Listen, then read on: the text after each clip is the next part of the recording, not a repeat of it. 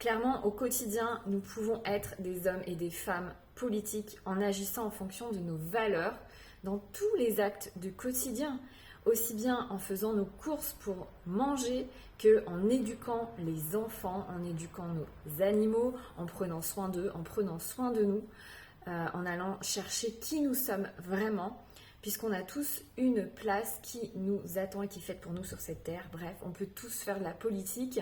L'ère du Verseau nous invite clairement à nous réveiller en tant que peuple et en tant qu'humains. Nous ne sommes pas différents les uns des autres.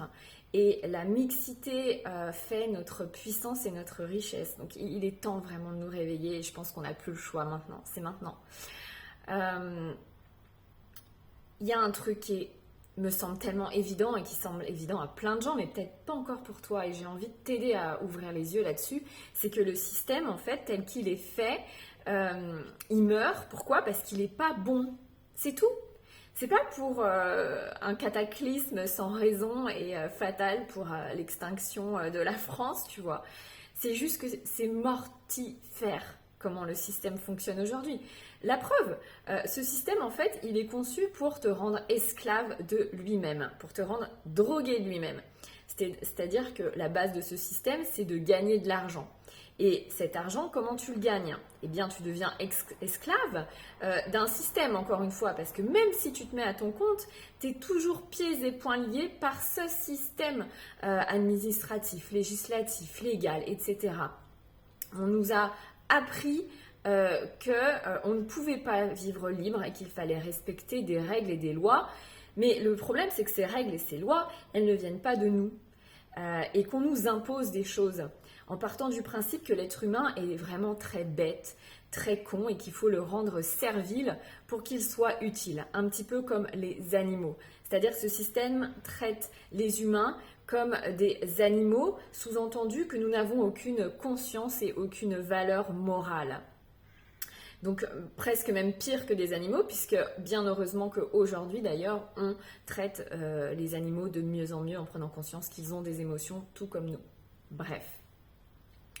C'est vital et de comprendre ça. Et comprends-le vraiment. Vois en quoi ça te coûte tellement cher de survivre dans ce système qui te tue. C'est-à-dire qu'un être humain, pour être épanoui, il a juste besoin de vibrer au quotidien.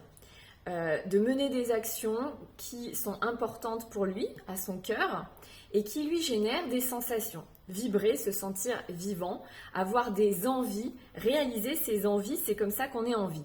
Pas plus, pas moins, ok ? À partir de là, tu comprends très bien qu'on n'a pas besoin du système pour faire ça.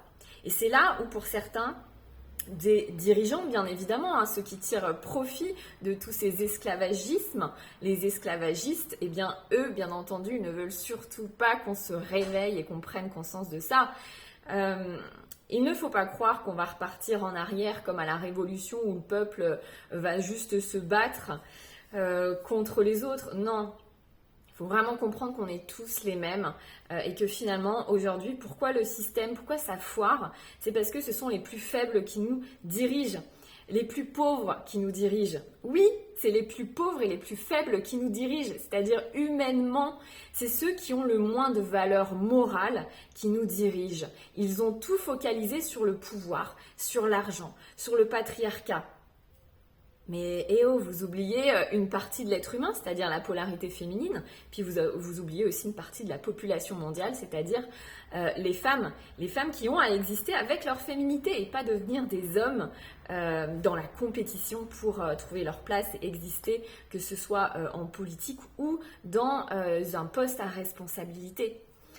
Clairement, en quoi le système te coûte plus cher que si tu étais hors du système et que tu faisais peut-être ton petit commerce créatif. Le système nous a appris à avoir peur du jugement des autres. Moi, au cabinet, c'est ce que j'entends le plus, c'est que la peur du jugement des autres, aussi bien à un moment donné dans notre vie, ça devient une carotte pour évoluer, puisqu'on va vers ça, pour que les autres nous estiment bien. Puis à un moment donné, en fait, ça devient carrément notre bourreau, le truc qui nous tranche la tête, le jugement des autres, parce qu'on n'arrive pas à être nous-mêmes, étant devenus ce que les autres attendent de nous. Et ben, à partir de ça, ça nous empêche d'être nous-mêmes, puisqu'on est devenu ce que les autres attendent de nous.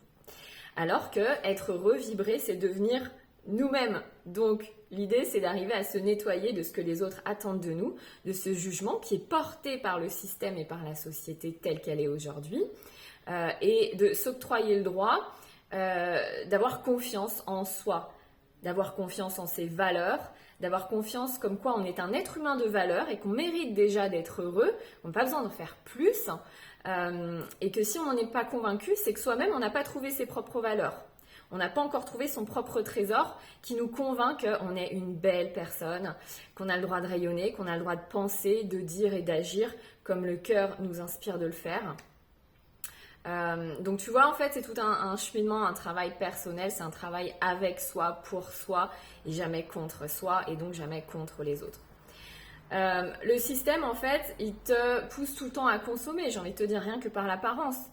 Les gens qui ont un travail sociétal dans une entreprise corporate, on va dire, vont devoir se laver très souvent, mettre du parfum, du déo, changer d'habit, avoir des habits neufs, avoir des habits propres, avoir une certaine apparence qui n'est plus vraiment humaine, hein, puisque l'humain, il sent, on est des mammifères.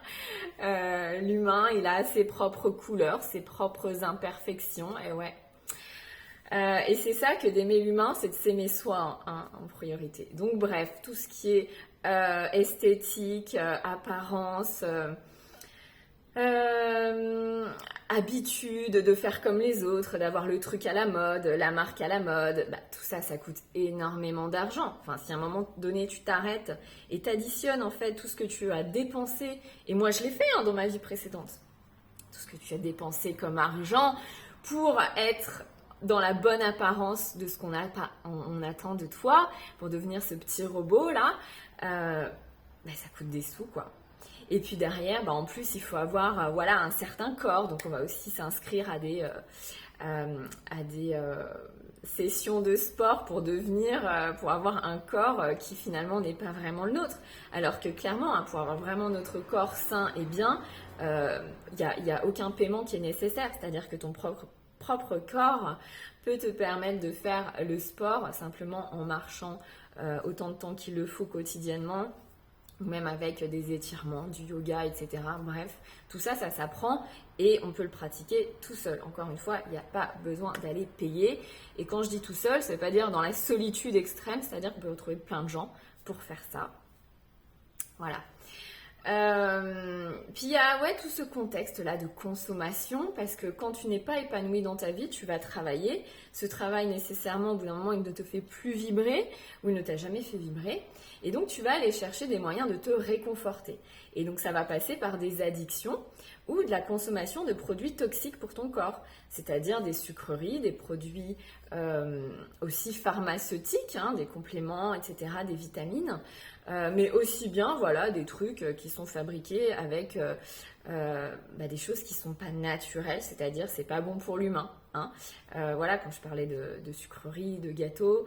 Après, on va aussi aller taper dans tout ce qui est drogue, alcool, clope, pour vibrer un peu plus. On va faire des soirées pour se changer les idées, se vider la tête, etc. Mais si tu as besoin de te vider la tête régulièrement comme ça, demande-toi de quoi tu remplis ta tête en fait.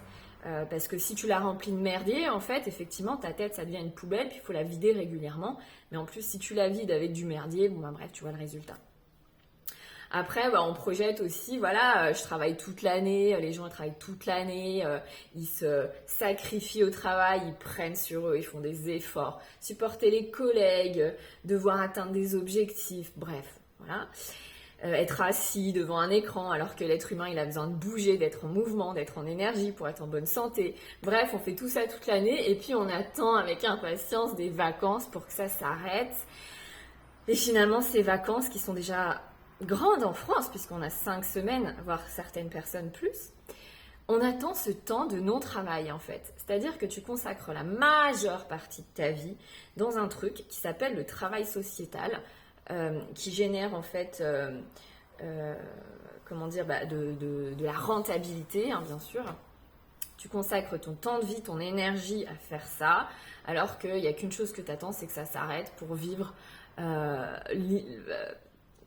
la tête vide pour vivre libre, pour plus avoir d'horaire, pour plus avoir de devoirs, pour plus avoir tout ça, bref, en vacances. Il n'y a pas un truc qui cloche, sérieux, mais arrêtez-vous 2 minutes, quoi. Vous n'êtes pas né pour devenir esclave de ce système, puisqu'en plus, ces vacances que tu vas vouloir t'offrir tout naturellement pour survivre dans cette vie d'esclave que tu as choisie, parce qu'on t'a appris à la choisir, en fait, tu vas peut-être mettre beaucoup d'argent là-dedans, et c'est totalement légitime, mais pour te remettre la chaîne au cou à la rentrée, pour retravailler dur, etc. Et en fait, ils ont tellement bien compris comment nous asservir. C'est-à-dire qu'on te fait payer à toi-même ta source de respiration, on te fait payer à toi-même ton oxygène, on te fait payer à toi-même tes soins, d'aller voir des psys, des coachs pour arriver à tenir dans des périodes compliquées de la vie. On te le fait payer à toi-même pour que tu retournes bosser dans le système, que ce soit une entreprise ou autre chose, même à ton compte, t'es pigeon du système. Tout ça pour générer du fric que tu vas peut-être mettre en banque, et puis les banques, l'argent qui reste en banque, au bout d'un moment, c'est comme si t'appartenais pas, si tu veux, comme quand tu achètes une maison à crédit, la maison, elle t'appartient pas, en fait, elle appartient à la banque, Enfin bref, on va pas pousser plus loin l'explication, mais quand tout ça devient clair comme de l'eau de roche, un petit peu comme une opération mathématique, 1 plus 1 plus 1 plus 1 égale 4, ça fait pas 74 comme on nous a appris, on voit qu'en fait tout est très simple, et que quand tu rentres dans un système de désociétisation, tu te recrées ta propre société, et c'est vraiment ce qu'on va faire dans les mois et les années qui arrivent, et c'est pour ça que c'est génial. Tu t'aperçois qu'il y a vachement moins besoin d'être esclave, puisque l'argent, quand on demande de gagner et de générer, finalement, c'est une énergie comme les autres, et il n'y en a pas tant besoin pour être heureux et épanoui. Parce qu'encore une fois, l'être humain, pour être heureux et épanoui, il a besoin de vibrer dans sa vie. Que ce soit à travers ce qu'il crée, à travers ses relations, à travers sa relation avec lui-même, l'être humain a juste besoin de vibrer pour être heureux, et donc pour générer du bonheur et du rayonnement. Donc à partir de là, moi je me base là-dessus pour recréer ma vie, tu vois.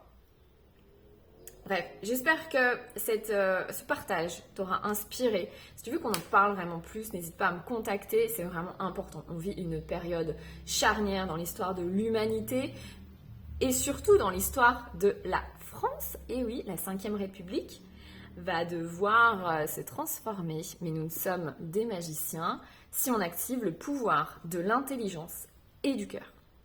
À bientôt.